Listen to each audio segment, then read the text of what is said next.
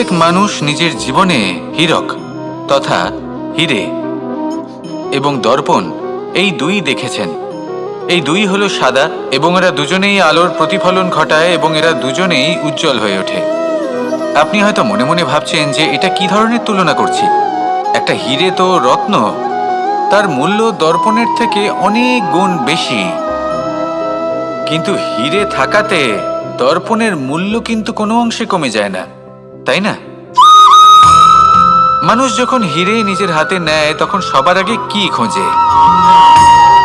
দর্পণ, যাতে তার মধ্যে দিয়ে দেখে সে বুঝতে পারে যে সেই হীরে আদৌ তার শোভাবর্ধন করছে কিনা, তাকে ভালো দেখাচ্ছে কিনা, প্রসাধনের জন্য সেটা ব্যবহার করা ঠিক হবে কিনা।